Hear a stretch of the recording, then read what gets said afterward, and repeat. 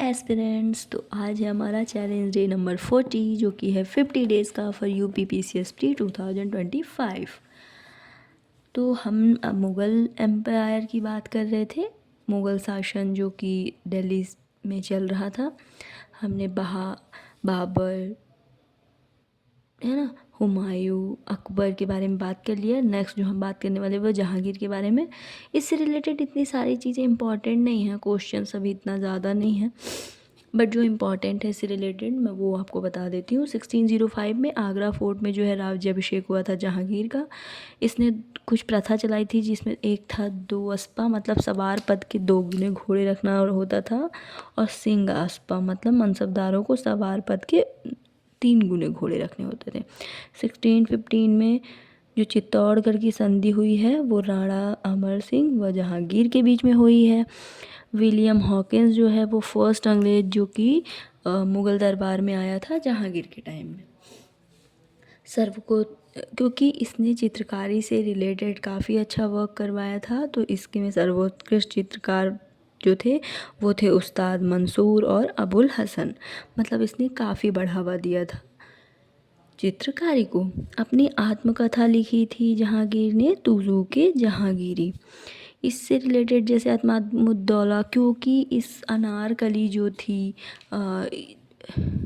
जिसने जहांगीर पे अपना एक इफ़ेक्ट डाल के रखा था हम बोल सकते हैं, तो उसने अपने गुट के साथ।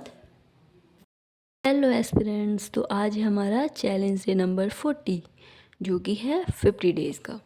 तो हम अभी तक हमने दिल्ली सल्तनत के बारे में, क्योंकि हम मेडिएवल हिस्ट्री पढ़ रहे हैं, और हमने दिल्ली सल्तनत के बारे में बात कर लिया। अब हम मुग़ल्स के बारे में बात कर रहे हैं। तो मुग़ल्स में कैसे बाबर की एंट्री होती है, फिर जहाँ हुमायूं, फिर अकबर, हम इनके बारे में बात कर लेते हैं। अब हम बात करते हैं जहांगीर के बारे में। जहांगीर जो था वो अकबर का बेटा था जोधाबाई से।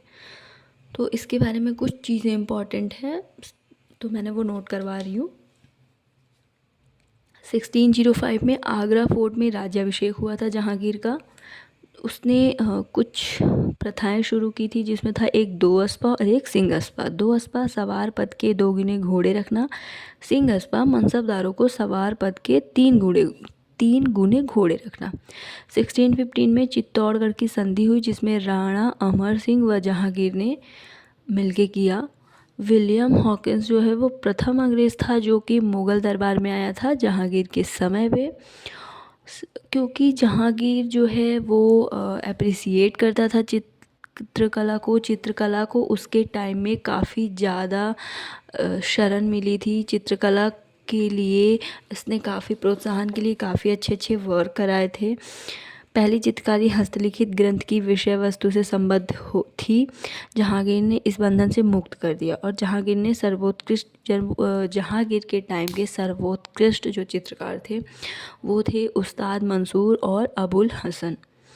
अपनी आत्मकथा जहांगीर ने खुद लिखी थी जो कि तुजू के जहांगीरी।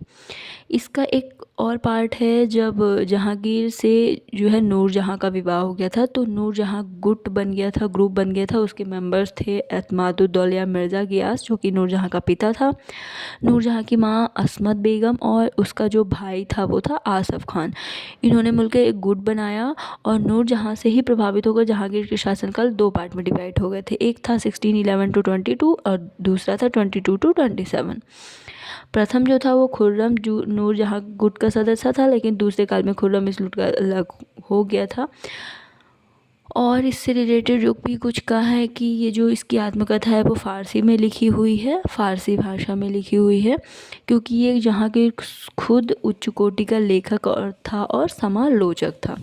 जहांगीर के सबसे बड़े पुत्र खुसरो ने जहांगीर के गद्दे पर बैठने के बाद शीघ्र विद्रोह कर दिया था और 1606 में पराजित हो गया था। और बाबर और जहांगीर के जो मकबरे हैं वो काबुल और शाहदरा लाहौर में है। काबुल जो है अफ़गानिस्तान और लाहौर शाहदरा जो है पाकिस्तान में। एतमादुद्दौला का मकबरा जो है नूरजहाँ ने 1622-28 के मिड में अपने पिता गियास बेग के याद में बनवाया था। ये मैंने नोट नहीं कराया क्योंकि इतना इम्पॉर्टेंट नहीं है। हाँ, ये पार्ट ज़रूर इम्पॉर्टेंट है कि गुदाई एवं संगमरमर के अलावा पित्रादुरा का प्रयोग सजावट हेतु पहली बार किया गया था। और जो इत्मादुद्दौला का मकबरा था, पहली कृति है जो पूर्णतया संगमरमर में बनाई गई थी। अब जहांगीर के से रिलेटेड जो इम्पोर्टेंट था मैंने आपको बता दिया है। इसके बाद हम बात करते हैं शाहजहाँ के बारे में। कर लेते हैं। शाहजहाँ था काफ़ी फेमस होगा कि शाहजहाँ का काल स्वर्ण काल कहा जाता है। क्यों? क्योंकि उसने लगभग सारे ही दिशा में कह सकते हैं एक अच्छा योगदान दिया डेवलपमेंट में, ग्रोथ में। 1649 में कंधार पर पुनः ईरान का अधिकार हो गया था शाहजहाँ के टाइम में ही। मुगल काल का स्वर्ण काल जो कहा जाता है, कला में, साहित्य में, शिक्षा में सबकी उन्नति की। इसने क्या क्या निर्माण करवाया था? ताजमहल का, जो कि अजूबों में से एक है, भारत का मोस्ट मतलब टूरिस्ट प्लेस है। ताजमहल को देखने के लिए लोग दूर दूर से आते हैं। इवन फॉरेन कंट्री के लोग भी ताजमहल को ही देखने के लिए आते हैं। कई टाइप की स्टोरीज़ है कि जिसने ताजमहल बनाया उसका जो है शाहजहाँ ने हाथ ही कटवा दिया है ना, ऐसी ऐसी सारी चीज़ें सुनाई देती हैं। दिल्ली का जामा मस्जिद, दीवाने आम, दीवाने खास, जामा मस्जिद हो गया, लाल किला हो गया हमारा। इसने शाहजहानाबाद नगर की भी इस्टेब्लिशमेंट मतलब स्थापना की थी। उपनिषद का अनुवाद करवाया था फ़ारसी लैंग्वेज में शहजादे शिको से सिर-ए-अकबर के नाम पर। इसने सिजदा समाप्त कर दिया था जो बलबन ने स्टार्ट किया था। इसने ज़मीन बोझ प्रथा समाप्त कर दी थी। इसकी पगड़ी में बादशाह की तस्वीर पहनने की मनाही कर दी थी कि ऐसा कुछ ना किया जाए। शाहजहाँ के चारों पुत्र में ज्येष्ठ जो था वो शिको था, वो जो कि सुशिक्षित, अद्यत और लेखक था। अनेक हिंदू धर्मों को ग्रंथ अध्ययन किया उसने, उपनिषद, योग, वशिष्ठ, भगवद गीता आदि काफ़ी।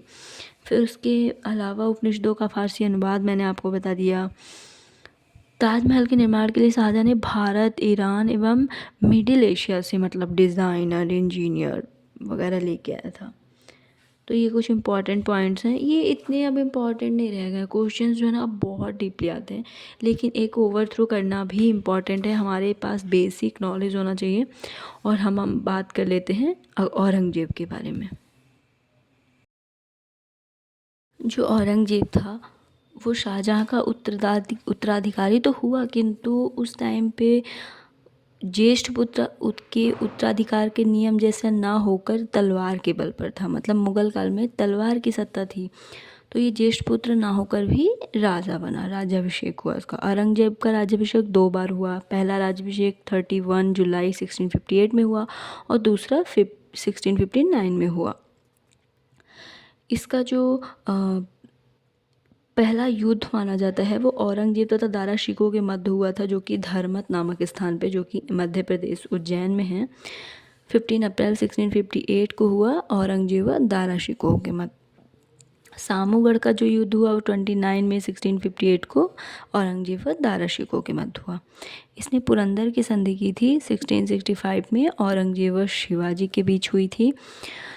इसने क्या किया था 1665 में औरंगजेब ने राजा जयसिंह के नेतृत्व में विशाल सेना भेजकर शिवाजी का दमन करने के लिए कोशिश की, बट वो कर नहीं पाया।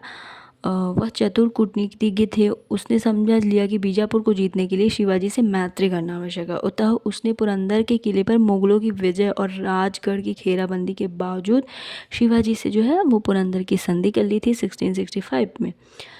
बीजापुर और गोलकुंडा पे भी इसने अधिकार स्थापित किया था। स्टार्टिंग में इतना आसान नहीं था, बट फाइनली उसने 1686 में बीजापुर पे और गोलकुंडा पे 1687 में आधिपत्य स्थापित कर लिया।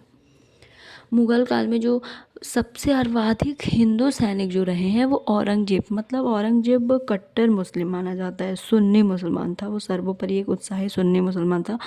वो बहुत कट्टर था धर्म को लेके, किंतु उसी के टाइम में सबसे ज़्यादा हिंदू सैनिक रहे हैं, लगभग 33%, जो कि अकबर के टाइम में 16% और शाहजहाँ के टाइम में 24%। जबकि अकबर को माना जाता है कि वो धर्मनिष्ठ, मतलब धर्म से रिलेटेड चीज़ों पे फोकस करता था। वो किसी भी धर्म को, हिंदू को भी उतना ही सम्मान करता था।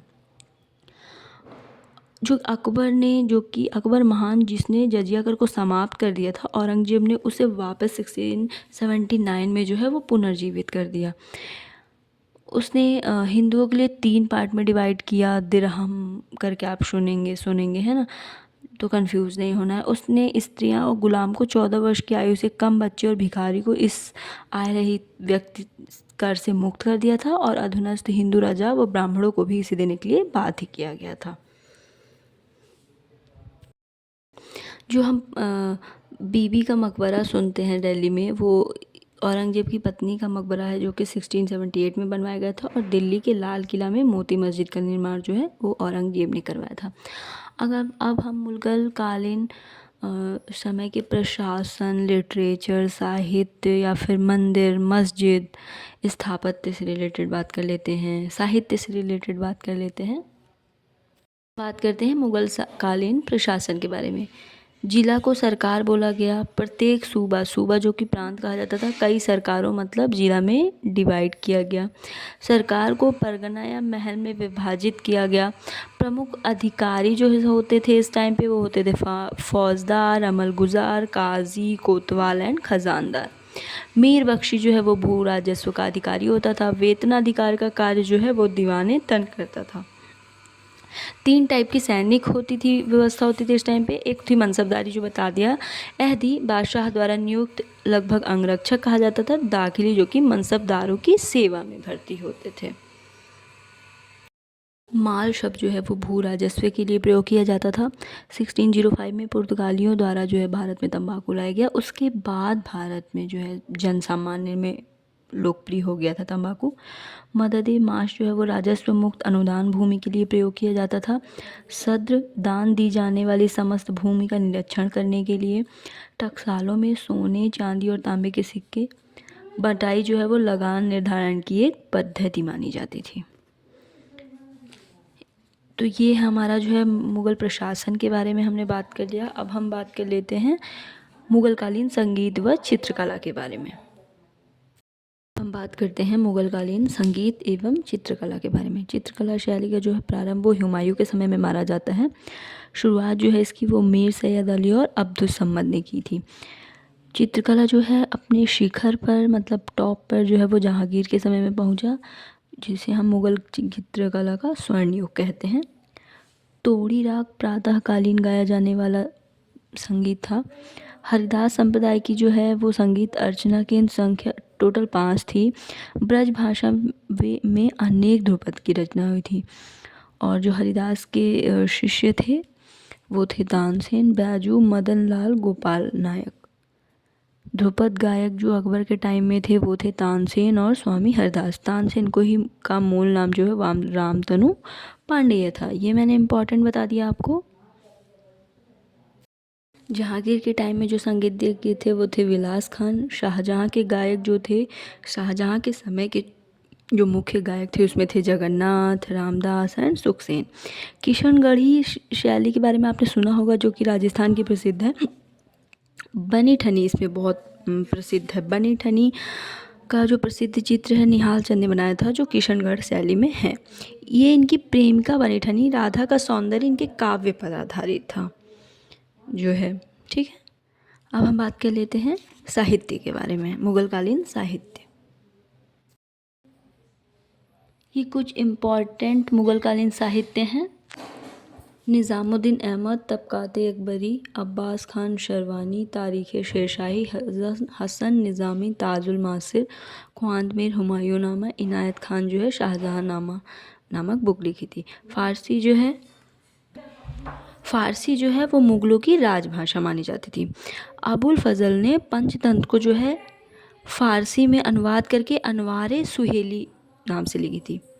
केशव दास जो कि 1555 टू 1617 के अंदर में माने जाते हैं, वो रीतिकालीन कवि थे। उन्होंने रामचंद्रिका और रसिक प्रिया नामक साहित्य लिखा था। और ये बहुत इम्पोर्टेंट, केशव दास की रसिक प्रिया और रामचंद्रिका इम्पॉर्टेंट है, तो ये केयरफुली नोट कर लेंगे।